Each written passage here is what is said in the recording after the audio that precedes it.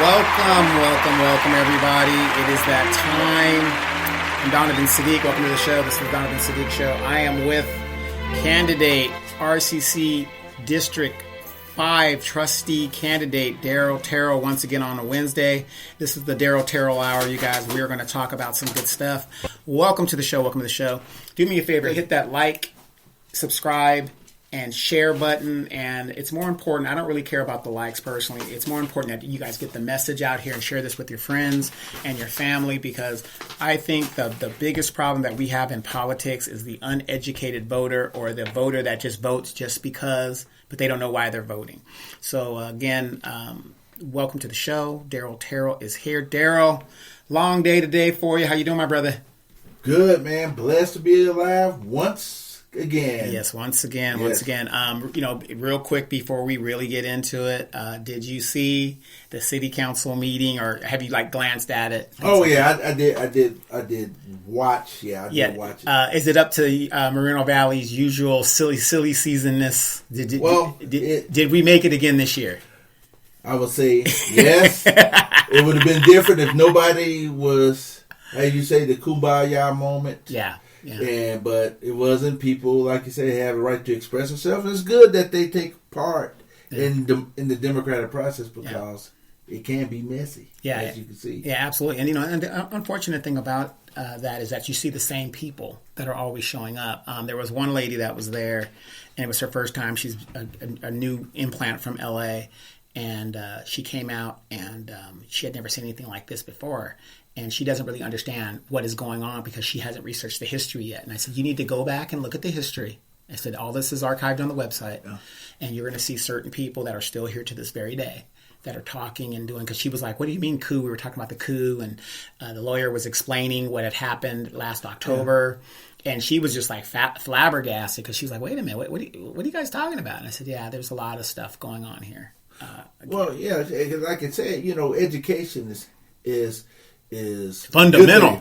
Yeah. Well, that's you're right, and that's what I'm saying. I did see the attorney, what I saw explaining, which people need displaying the situation, because a lot of people were confused or didn't know all the facts, and he was there to explain it. So to me, I give him an A+ on that, because to explain people the process of how what all the facts, what the Brown Act means, exactly. All these different violations. Because people need to hear it, and people need to know exactly what happened, and they can come to their own conclusion. Right, and the people that were involved with it. I mean, exactly. Again, Ulysses Carreras, he's running for mayor, but what a lot of his supporters that were there last night did not realize, he was involved, and whatever he told them, whatever spin he put on it.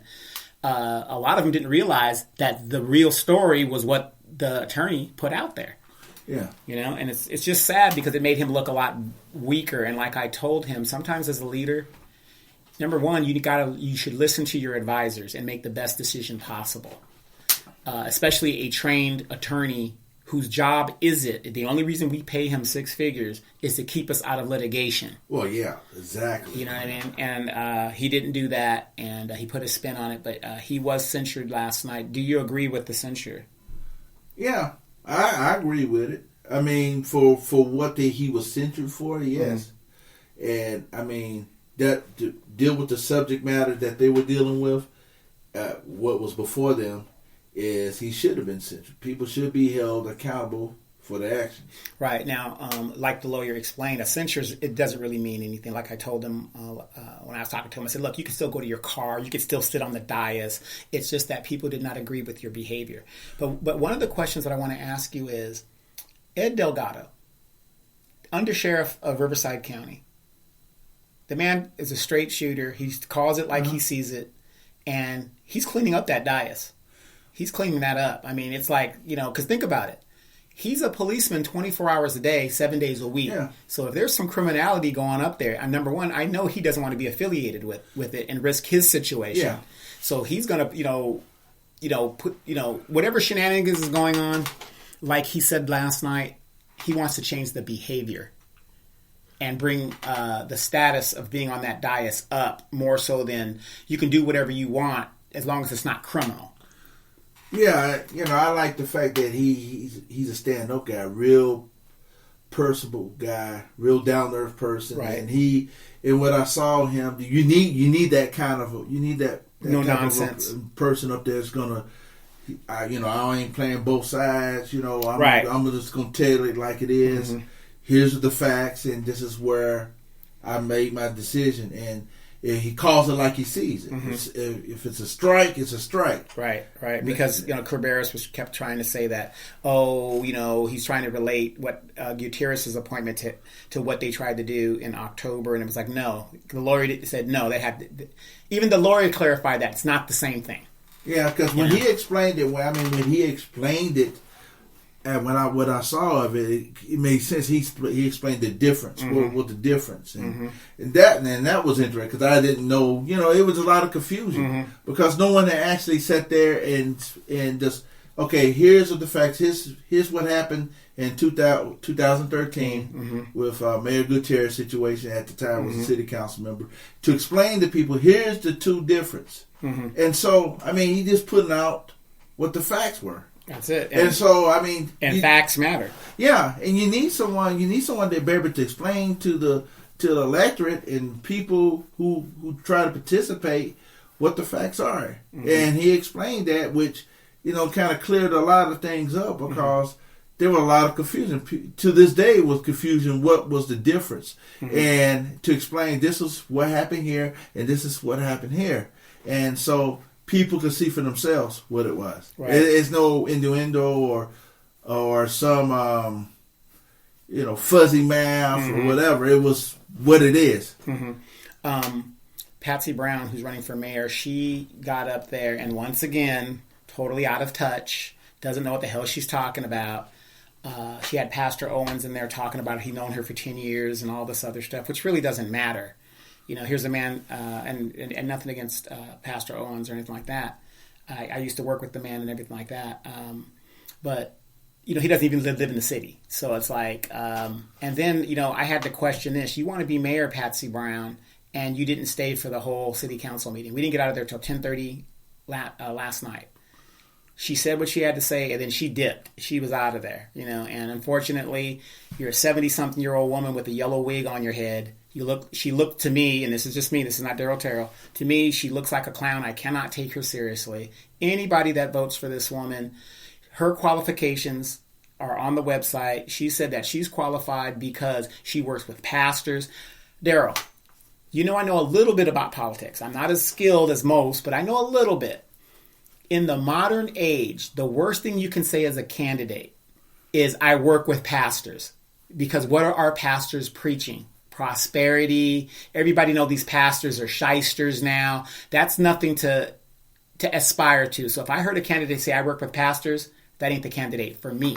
Because show me a pastor nowadays that isn't putting money in their pocket at the expense of their congregation. I mean, there are probably some out there that are really good pastors. I just haven't ran across them. So I'm not into everybody. So, she works with, nonprofits and all this. That's not enough to be qualified to run for mayor, in my opinion. You've been in this city, according to you, 16 years. I have barely ever seen you at a city council meeting. But now you want to be mayor all of a sudden, like this is some romper room high school government, election. You know what I mean? So please, if you guys are listening, do not vote for Patsy Brown. That's basically a throwaway vote. And of course, she uses her title. I'm a pastor and a doctor.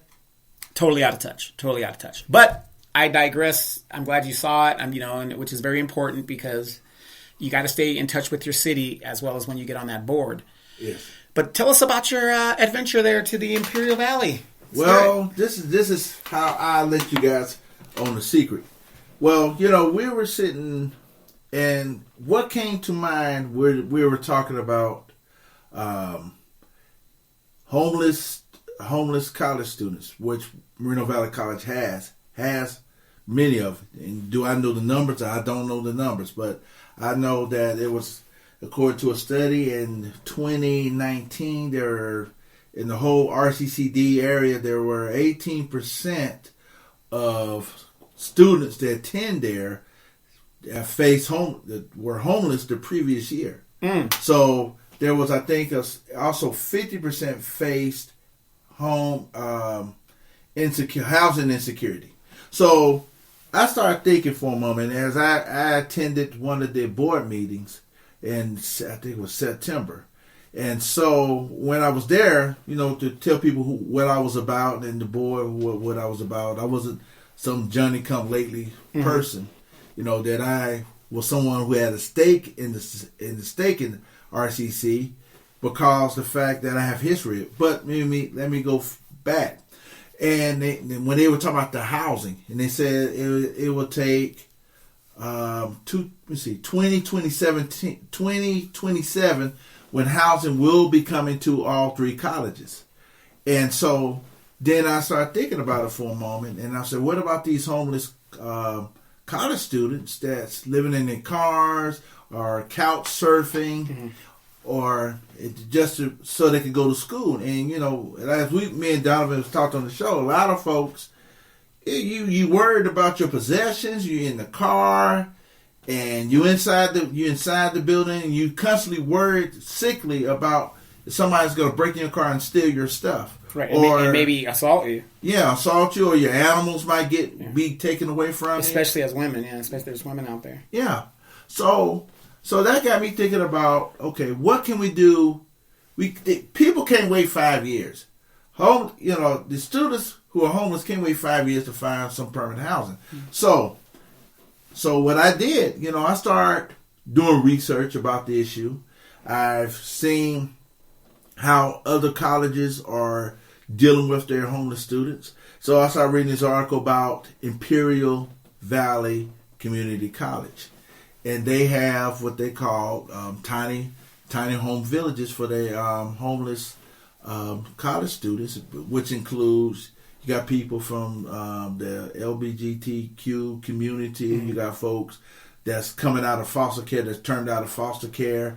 You got some former people that were incarcerated in jail and stuff.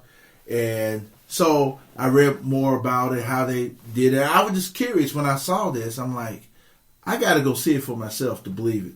Because I heard, in L.A., they got a tiny home, a village for their students that are homeless. So what I did, I took a drive. I got in my car.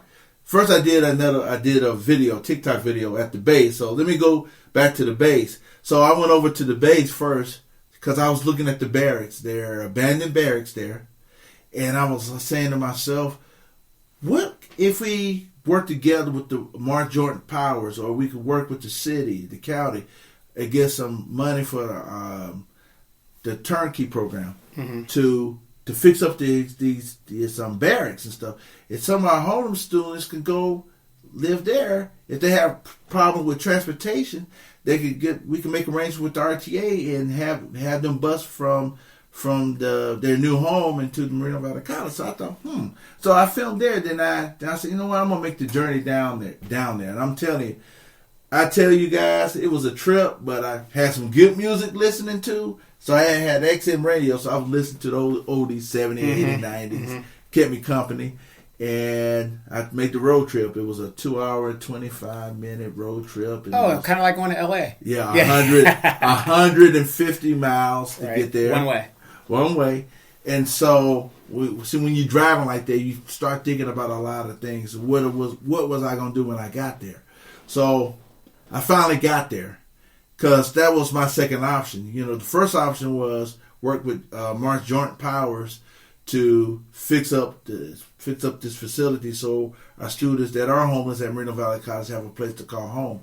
But the second option that I was going to do is look at these tiny home villages down in Imperial Valley College. So when I got there, I saw this with my own eyes. It's like a dream sometimes because you see it on paper, but you can't believe it until you get there.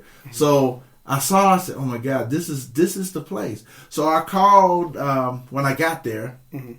They got a Lowe's right across the street, which was kind of interesting, right on the corner. So I called the dean of student affairs. His name was James, and so I called him. He said he'll meet me there.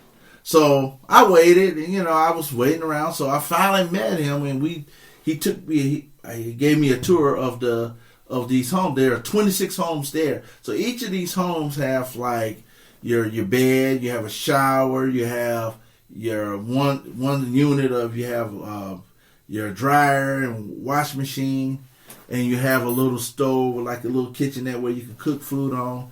And he explained to me that he was explaining how they got the land, because I said, he said it's not on college property land. He says it's not on that. I said, why did you guys didn't put it at the college? And he was saying, because when you deal with the state of California community college and building facilities, it takes forever. You jump through a lot of hoops and everything else. So they made a partnership with the city of Imperial Valley to buy the land. They had a piece of property, and they bought the land for $1. So they couldn't really, they took it through the foundation. So the foundation basically bought it for $1, and they leased it a year for $1.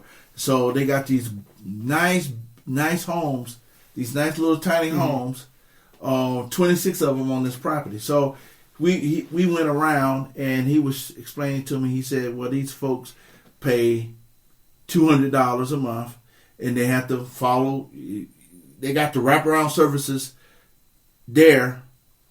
And he says what they do, if people have to go, to counseling and career coaching, they have a lot of wraparound services to meet their whatever the challenges they have. But he was telling me they have 1 academic year to be there, then they transition out, unless they're going to a nursing school or things like that. But they have to meet certain criteria to stay there. And also he was saying they have to give back to their community, which was, he said, they feed, what their campus do, they feed their community. The Imperial Valley College feed their community. They have a food.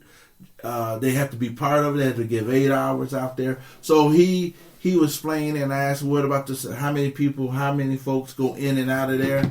And he says they go, he said they haven't had any problems. He says the first year there was 18 out of 26 that transition out.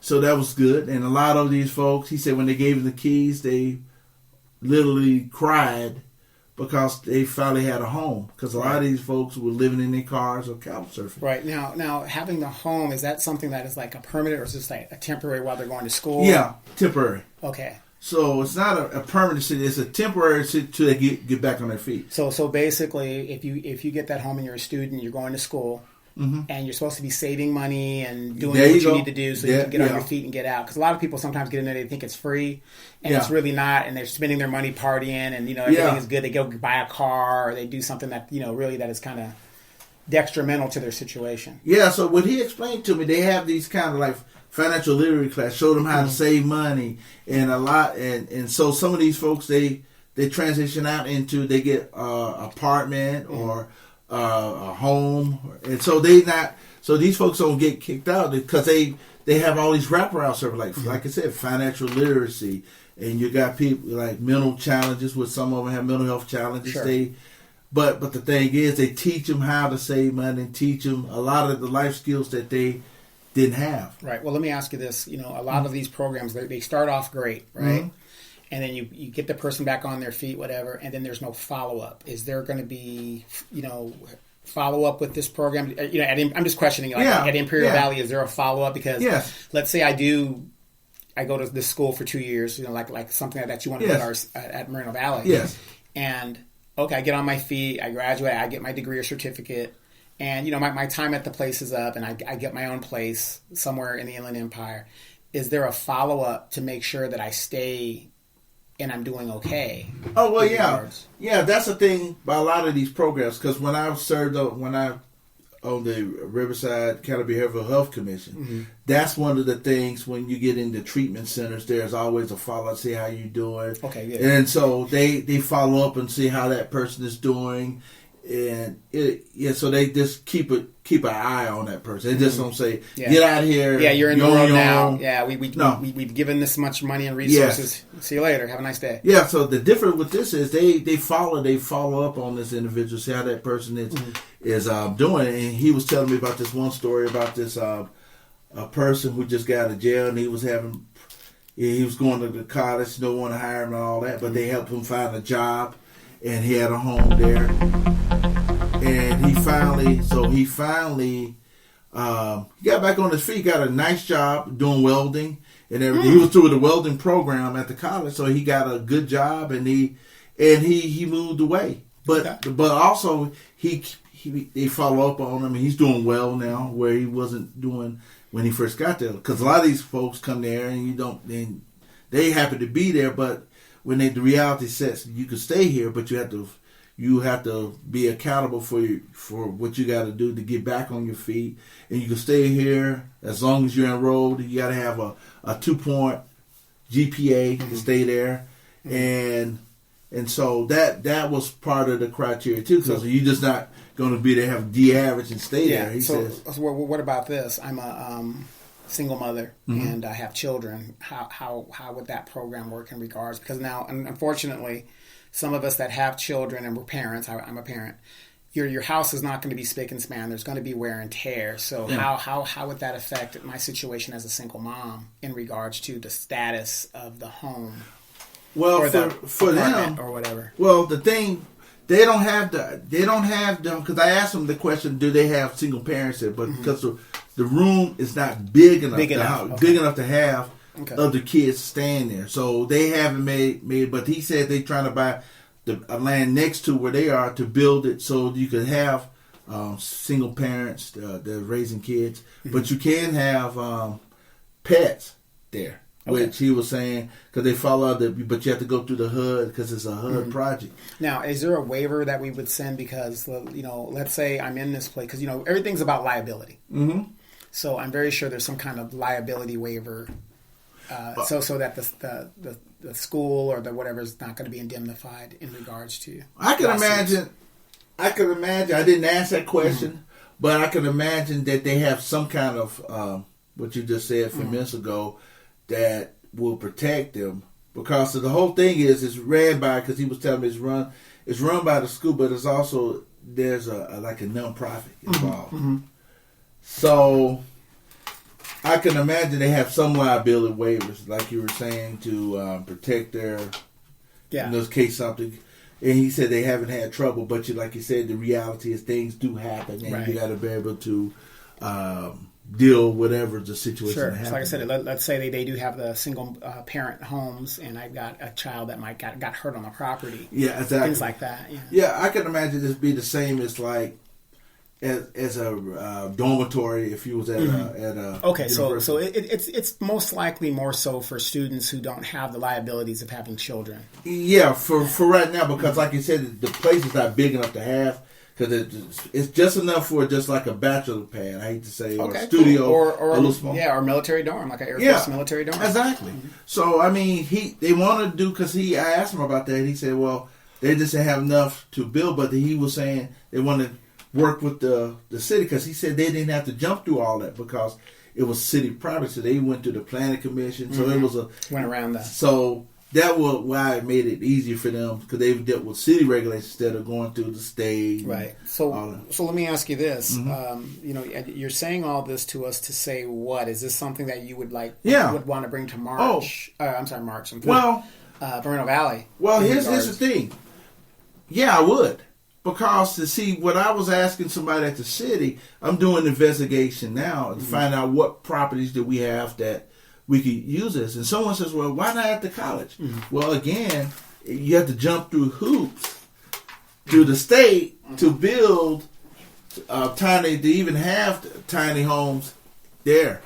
So for when you look at the situation, here's what you want to look at. Mm-hmm. You don't like I said, you don't have 5 years to wait. So the best thing you could do is partner up with the city, like the city of Imperial Valley, and say, here's what I'm going to do. We're going to find property. Because, see, here's something else. I'm going to let the people to know this. Their tiny home village is like 15 miles away from the main campus, and people say, "Why so far?" Mm-hmm. I said, "Well, again, you got to think about all the regulations. You got to." Well, isn't it funny? I'm going to cut you off, but isn't it funny? Like, here's a system, and people are like, "Oh, it's too far. It's free. It's practically free. If you got to go 15 minutes." Yeah. Get on the bus system if you got a car, and you would do that. I mean, everybody always they want everything convenient for them, and it's like it's not enough that it's free. It's not enough. Exactly. It's unfortunate that we live in a society like that. But just like you said though, because to think about it, if you guys went there, it was all what a person you don't have to. Cause see, where that college is located, it's located in the boondocks, in the boonies, away from everything. Mm. So think about it. You don't have no convenience stores and stuff around, right. But it makes you self-sufficient. It's kind of like the old military. A good example, March Air Force Base. Yes. Back in the day, nobody lived out here. Yeah. It was all just the base, way out of LA, way from Riverside, where we're away, and the base is doing their own thing, right? Yeah. And if you wanted to come to the base, or if I was an airman, you have to go. You have to get in the bus system and go, and you do your thing, and sometimes you got to be isolated to get yourself together and stay out of trouble. Well, yeah, and that's the thing about it. They got a Costco, they got a Target, they got a 99-cent store. They got everything that they possibly would need nearby them. They don't have to go too far. They can just walk there. And that's the end, like I said before, like at March Reserve Base, where the barracks is, the dorms, they got a bus stop. Yeah, right there. Right there, just like March. And the thing is, when I win, I want to take them. I want to take as many folks we can down there so we can see how we can replicate and do it here. We find this a land from the city and do the same, replicate what they did. Mm-hmm. And also too, that's why I said there's option 2, option 1 is to work with joint powers and see if we can fix up the dorms over there. Right. And so that's why anything's possible. Anything's possible. That's what the whole thing, thinking outside of the box. Mm-hmm. Like I was telling, I said, why should you have to, wait 5 years for someone that's homeless? If we got 5 years, they might not be on the planet. Exactly. In 5 years. Yeah. So it was very eye-opening, inspiring. Just to be able to see it for yourself, you see a picture of it, and you actually was there. Right. So so basically, as a candidate, you're not only looking at the academia of courses and stuff that students would really want. You're kind of addressing some of the problems that students face because you were an alumni, you were a student there, and one of the problems a lot of students face. I was there as well, but I had my situation was a little bit different. It's a big thing. If you don't have any place to live, it's kind of hard to keep your classes going and doing your homework because you're worried about where you're living and where you're going to lay your head at night. So you're basically looking at the problems that students face in regards to being successful in school and in college so that they can go on to the next level and continue to be successful. Because like I said, it's hard to be a full-time student and to hold the job. Yeah. Much less if you're, one of those old school kids that are grown and you don't have that family support where you're going to, like you said, I don't want to be it's hard to get rest and you got a class at 7:30. Yeah. Then I got to work at 6 that night. But, I'm living in my car. I can't sleep correctly. I'm the cars and the traffic is passing. So I'm up kind of in a perpetual thing. So I think that's important that we need candidates that address the systematic problems of why students drop out. That's college. That's the big thing because when I first came to California, and I always wondered, I says, where do these folks stay? Because you in a community college situation. Right. There's no dorms. Yeah, remember in the back of RCC had those little apartments and stuff? Yeah. But you could never get a vacancy in those apartments because they were already handled. And so, like you said, there was no dorms. So you're either, you're kind of out. Now because of the new day, because of the expense, now you see all these vacancies in these little apartments that were back there. But it was hard when we were younger to, if you wanted to get an apartment, to be close to the campus like that. Yeah, and that's what, like I was saying, we all face these hurdles, but a lot of these folks that face housing insecurity and food insecurity face, a bunch of hurdles to finish school. And that's like you were saying, Donovan, the people drop out because they got real life issues they Right. facing right in front of them. Right. They say, I can't think about finishing school when I gotta find a place to stay, or I don't have nothing to eat. I gotta Right. choose one or the other. Or I gotta pay my rent, and I got Exactly. a car note, and and it's crazy because I was talking to a student, and they're paying $600 and something, car note plus insurance. Jeez.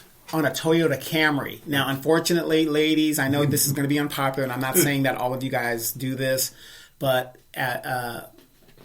if you ever go to a car dealership, make sure you take a man with you, because when you go there unarmed and being the strong, independent woman that you think you are, you get taken to the cleaners. Now, Daryl, would you pay $600 and something for a Toyota Camry every month? That kind of money, I would get a Mercedes. You know, she was my late aunt when she was alive. She said, "You must be out of your mind." Yeah, cotton picking mine. I mean, really, because when she told me that, I was like, "What kind of car is it?" Because I used to be an aircraft mechanic. Yeah. I got mechanical skills, so I do a lot of my own maintenance. As everybody knows, my famous silver 2003 Tiburon. We just did an engine rebuild on it, $7,000 because. Again, I like my car. I like what I do. I don't want a bill. I don't want a note. Exactly. I have a newer car, but nobody ever sees me. Or they see me drive it, but I drive it every now and then. Yeah. There you always see it's always in my garage, sitting in there. The ghost. Yeah, it's just sitting in there. But ladies, please, if you're going to thinking about getting a car, you should not be paying $600 and something for a Toyota Camry. I don't give a dang if it is a 2021. There's no for a Camry. I would rather you could have got a Mercedes or a BMW. At least you're paying value. Mom would have told me, have you lost your mind? I mean, I would have just got a used car. So Mom would have to get a used car, because my first car when I came here, when I first from the bus, it was a Toyota Corolla, an '82 with a little roof thing. I was so happy to have. I remember I had the old plastic Hyundai Excel, the Rodney King butt beater. Yeah. That's why when they said he was going over 100 miles an hour, I said, hell to the no. There's no way. If you had an Excel, you knew that thing wasn't going to 100 miles an hour. So I mean, that's what you face with when we were going to college. Right. I mean, I was hitting the 16. Then I got my aunt said, I got your first car. I bought it from this guy for $1,800. Yeah, 1850. In that age range, and money was a little bit more valuable. I was so happy because he had the cassette tape. Heavy D. Yeah. Remember? I'm glad you bring up these good memories. Remember when you used to be able to take the whole radio out? Yeah. The Pioneer. Yeah, the Pioneer. And then they upgraded. Then you just have to take the faceplate off. Yep, faceplate. You thought he was yeah, but that's the time we lived in, because things wasn't like what these kids are going through now, these students. But we had it. Yeah, we had our own challenges, but not like what these guys have. So I believe that these young people have way more bigger challenges, and a lot of their challenges is due to our generation and our parents' generation not providing the help that we got when we were coming through. All these different things that you could kind of plug in, and if you're a go-getter, it's there. You just got to do the work to go get it. Yeah, exactly. And that's being a trustee and being elected to a position where I have a stake in the college, because in the community. It's like I have a history, because I could relate to people like that, like we were talking about. These folks now are homeless. Because I remember when we went to school there, I mean, I didn't see too many folks that were homeless. But now things have, the pandemic has ripped the scab off to what was continuing happening. What the real truth is, have you heard of this thing called a Pizarro world? Yeah. Alternate universe type stuff. Pizarro. Like Superman the Pizarro. Yeah. It was the opposite of Superman. Yeah. And the pandemic really did rip the scab off, like you said, because now people are faced with the truth. Yeah, the truth is here, and it's like that's why I'm saying community colleges have to be able to meet those challenges. And that's why being a trustee, being more pragmatic about things and saying, I see we got people that's homeless, so that doesn't mean we sit there and turn our eye away and let them suffer, but we could do something to help them. And that means building a partnership with the private sector and working together to provide tiny home villages for folks, or work with another agency like March Joint Powers, or working with the developers. Hey, we'll buy the property from you for $1, whatever it is, so we can fix it up, so we can provide a home for these students. So I mean, that's what community colleges, and that's what a trustee. It's like the new jack. You know, the trustee has to be a new jack. He can't be the same old. Well, we'll wait 5 years for that. I say no. Yeah. We need answers to the problems now. A good example, you heard at the city council meeting in Moreno Valley that we have a senior center expansion. Now, I'm not against the senior center expansion, which is great, $4-point-something million. And we know this is a temporary fix because if you look at the numbers, baby boomers are starting to retire at record numbers now. So this is a temporary fix that might be good for 3 to 5 years. Then you're going to have to really address. But then again, if you look at those numbers, how many seniors are actually going to go to a senior center? A lot of people are going to do their own thing. They don't want to be, around, other old people. But then some people are, you know what I mean? But you got to look at the numbers. The numbers are there. So they approve that, and it's a temporary fix. But the point is that they problem solved to put a Band-Aid or temporary problem, and they addressed it today. You can't address it 5 or something like that down the road. But this expansion is like 3 years or 4 years down the road. Yeah. But at least we know we got the funds to allocate it, and I think at least it's being addressed. Well, yeah, and like you said, I think you made the point about a youth community center, and the thing that's long overdue. Yeah, somebody said that they have a little thing like the Carla Thornton something in District 3. They did some kind of like youth center thing up there, but it's like I never really heard of it unless that's something that is just kind of like a community thing up there. Yeah, and that's what. See, the thing, it's just like I can remember. Yeah, when I first came here, there was this lady, and her grandson got killed, and it was always I always think about her. It was the Magic. His name was I think it was Johnson, but her grandson. She was always trying to fight for a youth community, like you were, and I can remember her talking about it to me a lot of times, and I was sitting here thinking about this senior said. I went over there to pass out masks. The COVID masks. No, it was the surgical. But COVID masks. COVID. I'm sorry. Yeah. And I went over there and I was just passing them out, and I met a lot of the seniors, so we got in conversation, and they just like kids. And I'm like, go over there and beat somebody up. I was like, man. This one lady told me. She says, I had shorts on. You got pretty legs. I'm like. She said, "You don't even know how to react to it, do you?" I'm like, I'm kind of like speechless, but I'm flattered. Yeah. Remember in the '80s, those old Pepsi commercials where they had the old people, and they're partying and they're doing, they're like juvenile, and it was really nice to be around the scenes and talking to them, but the point, like you were saying though, is that we invest, like you said, the seed, but. What about the kids that, and I brought that up at City Council. I said, hopefully maybe we can do a joint thing where you could, the seniors could learn from the youth, and the youth could learn from, and it'll address both issues at one time. And I know the expansion's about 4,000 square feet that they said they're going to expand. So when we do get this down the road major senior center somewhere, if we got some land left, if we haven't put a whole bunch of warehouses on everything, we could put something that has enough room to put both centers. Because I'll give you a better example. In the military, they went away. They used to have 3 entertainment clubs. You had the officers club, you had the staff, you had the NCO club. I'm talking Air Force, and then you had the Airmen's club. 3 distinct groups within the ranks. And in the Marine Corps, you have the staff NCO club, so you got the top 3 guys, so that's 4 in different entities.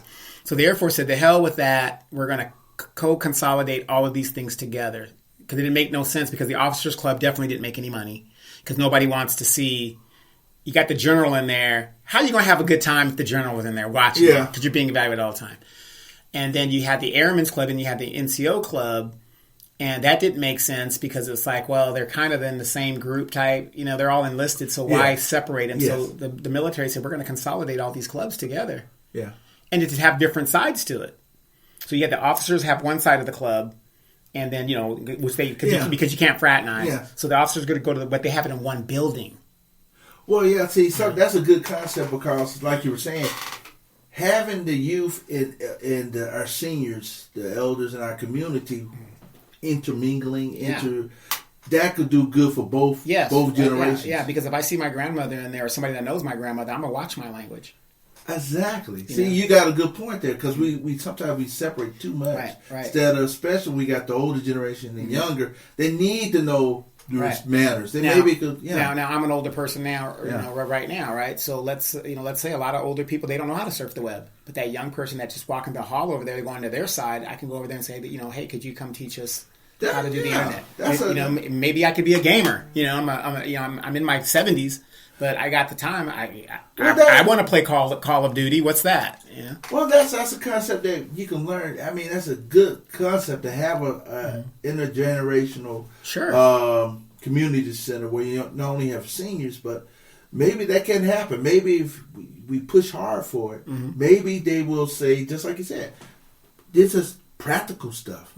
Stuff that makes sense. Correct. Because one generation can learn from another. One can learn. That's the problem with doing this pandemic. These folks, these young people, saw an elderly person with stuff in their basket and try to take it out of there. We have to stop them and say, hey, man, get your hands out of that person's their things. You go get your own stuff. Well, she don't need it. I said, why? How you know she don't need it? You don't know. Yeah, exactly. But that's the thing here. The mentality is we have to get these young people back into thinking that the greater good. Yeah, the greater good. You respect your elders because they're the ones that paved the way. Right. And a lot of these kids don't understand. But then again, and I'm not trying to bash elders or anything like that. Why did the elders not do their job in making sure that these young people respect the elders? No, they some of them were too busy doing drugs and doing whatever. They're having a good time and stuff like that in the 70s. I mean, you can look at the videos. They're at Woodstock. They're out there, doing their thing, LSD and all this other stuff. And I'm not saying it's a bad thing because they were young at the time. Yeah. But where did it go? Where is their responsibility to where we're at today as older people? Because when we were coming up, Miss Johnson down the street, if she saw me doing something, not only is she going to get in my face, she's going to tell my parents. Oh, yeah. And like you said. So when did that stop? Well, what you just said is because they share... everybody shares some responsibility in it, right. And for where young people are right now have no respect for elderly people. They just see them as their own peers, but they understand that these are your grandparents. You wouldn't treat your grandmother like that, but then again, some of them will, right? Exactly, and cuss them out in a minute. And don't think anything. I think it's cool to cuss out my grandmother. Right. You would have got your jaw broken if you did that. Right. Back in our day when the family stayed together. But when you got families, when you got a bunch of people who believe in strong independence and they don't need no man, and the men are running away from their responsibility as fathers. Because if you think about it, if you look at our parents' generation, you had a lot of these men that were impregnating women and not taking care of their responsibilities. And a lot of us were raised without a father in the home. Right? Yeah. So... But yet they exonerate themselves from past child support. But if me and you had children, we have to be responsible for that child. Exactly. You know what I mean? So there's a lot of animosity between the different groups. And now a lot of older people think that they should get respect just because they're older. And I'm sorry, unfortunately, these younger kids, I mean, I'm going to give you respect because I was raised that way. Yeah, but these younger kids don't see it that way because did the older people leave them? Nothing. Well, yeah, because like you said, a lot of these folks that the grandparents were never parents in the first place. They were just their best friend, you know. Right. And, or do as I say, not as I do. Exactly. And that's where it got out of hand. When you have parents that are grandparents who are 30 years old and they treat their grandkids like their best friend. Right. They should know. Call me Carol. Yeah. Yeah. And that's where it got lost because your parents are who they are and you earn respect. But these parents treat them like, hey, they're my best friend. I'm like, no. Some of them are smoking weed with their grandparents, playing dominoes, gambling with their grandparents, playing cards and stuff. There's nothing wrong with that. But a lot of them are doing. But they like their friends. Yeah. Just like my aunt said, they're not your friend. That's your child. Right. You treat them accordingly. They have enough friends. They definitely have enough friends. They definitely have enough. So that's pretty good in the first hour. But I want to remind you guys, I ran into a lady named Michelle Irving last night, and she has a nonprofit called A Better You. I'm going to put the information up for you guys to try it. And what it is she has like a little youth center that has games and arcade games. She invested in a lot to bring this to Moreno Valley. I'm going to go check it out. It's on Paris Boulevard at 14920 Paris Boulevard, Suite 143 in Moreno Valley, California, 92553. So that's within the zip code. And our direct line is 951-292-0475. She was talking at the city council last night, so just take a look at her, and I'm going to check it out and see what she really has going on. We'll be back in the second hour with Daryl Terrell, candidate, RCC District 5.